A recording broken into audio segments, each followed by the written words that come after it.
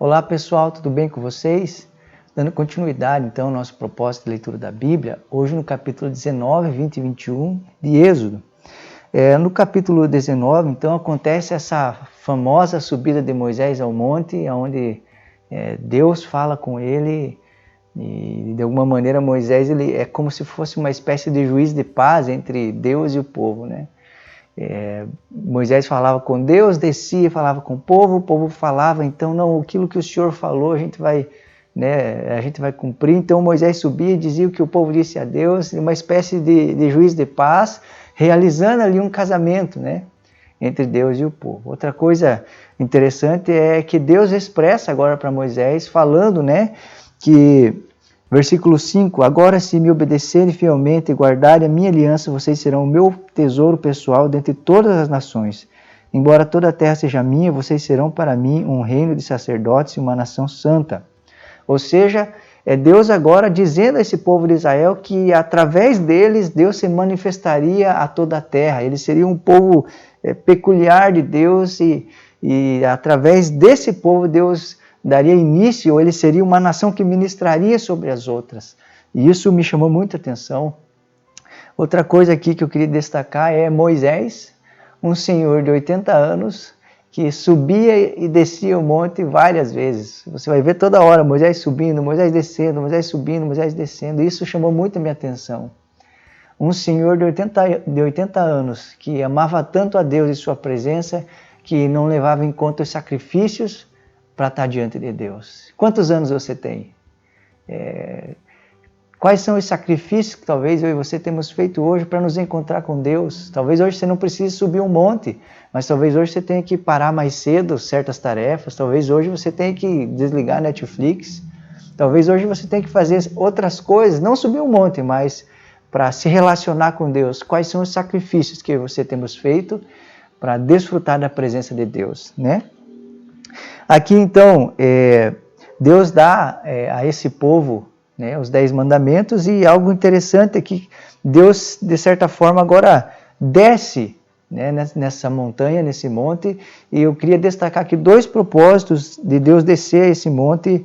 Versículo 9 diz assim, disse o Senhor a Moisés, virei a você numa densa nuvem, a fim de que o povo, ouvindo-me falar-lhe, passe a confiar sempre em você. Ou seja, era Deus, de alguma maneira, fazendo com que o povo olhasse para Moisés com credibilidade. E o outro, no capítulo 20, no versículo 19, diz assim, no versículo 20, não tenham medo, Deus veio prová-los para que o temor de Deus esteja em vocês e os livre de pecar. Ou seja, Deus veio de maneira tão poderosa e tão grandiosa, os montes tremiam, era algo sobrenatural e tinha alguns propósitos nisso. Credibilidade a Moisés, que o povo olhando esse Deus maravilhoso que os livrou lá do Egito, que os abençoou, mas que também deveria ser temido e respeitado, e o povo então evitasse, não pecasse, por compreender a santidade e o poder de Deus, né? No capítulo 20, então, Deus dá os mandamentos, né? Moisés começa a passar ao povo, e algo interessante é a compreensão mais profunda desses mandamentos você vai ter no Novo Testamento através de Cristo, porque a Bíblia diz que os mandamentos vieram como aio, como pedagogo, né, até que viesse Cristo, ou seja, os mandamentos, eles nos conduzem a Cristo.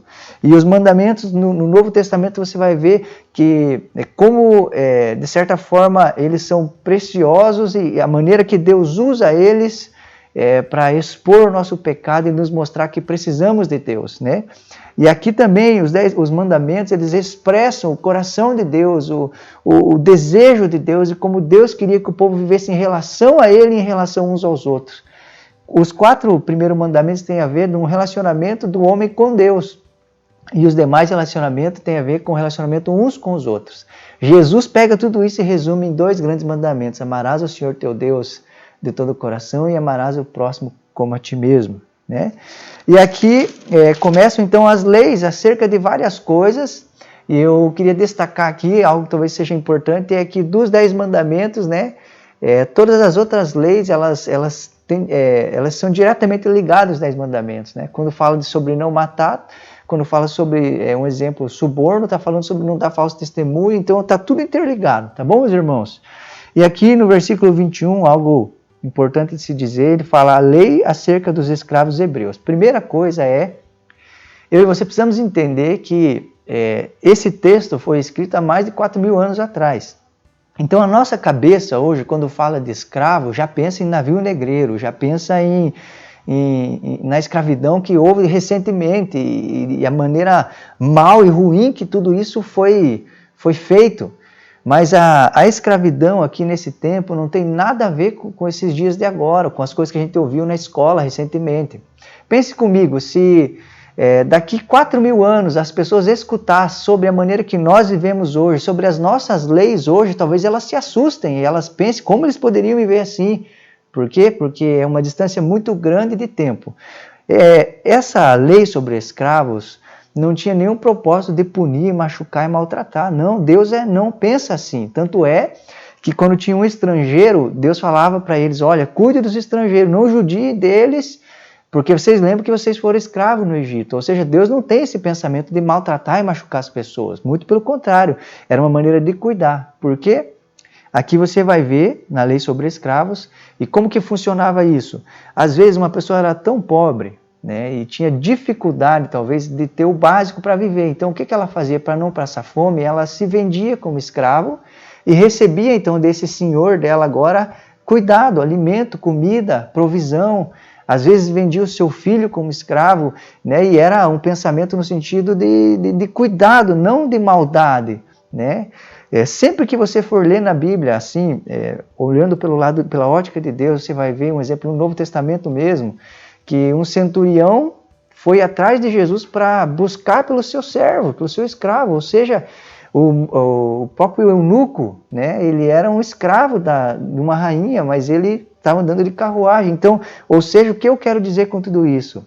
Os escravos daquela época não viviam como os escravos que a gente tem em mente agora. Tá bom, meus irmãos? Outra coisa muito importante é aqui alguns critérios, algumas coisas que ele falou sobre isso. Uma delas olha só que interessante, às vezes o servo, o escravo, ele amava tanto o seu senhor, porque havia uma lei que ele poderia ser escravo por 6 anos, durante os 7 anos ele tinha que ser libertado e sair com coisas ainda, ele não saía de mãos vazias. Mas às vezes ele amava tanto o seu senhor que ele não queria ir embora. E aí então eles furavam a orelha dele como sinal de que ele disse que quer ficar com o seu senhor, e ele então agora passaria a vida toda com o seu senhor, né? E a Bíblia vai nos chamar, meus irmãos, agora libertos do pecado, a sermos escravos de Cristo. Ou seja, Jesus, fura minha orelha, o Senhor me libertou de uma vida de pecado e escravidão, mas eu não quero ir embora, eu quero ser seu servo, quero viver para você. Outra coisa importante é que o escravo gerava para o seu senhor, ou seja, quando havia uma mulher e essa mulher tinha filhos, o filho não era do escravo, mas do Senhor. Isso me chamou muita atenção, porque eu e você, como servos de Cristo, não podemos gerar ou viver para nós, mas para o nosso Senhor, né? Outra coisa aqui é leis acerca da violência e dos acidentes. Eu queria destacar que nesse tempo não tinha polícia, direitos humanos, INSS, não havia essas coisas. Ou seja, era Deus cuidando e poupando o povo e embutindo no povo um padrão de cuidado um com o outro. Então havia aqui, você vai ver que havia um exemplo, quando um homem matava, ele tinha que morrer. Quando acontecia certas coisas, ele era punido. Mas o desejo de Deus é que o homem olhasse para essa lei e pensasse, não, por que eu vou matar se eu vou morrer? Né? Era um desejo de Deus que essas coisas não acontecessem e também um desejo de que as pessoas temessem, de certa forma, as consequências disso e não fizessem.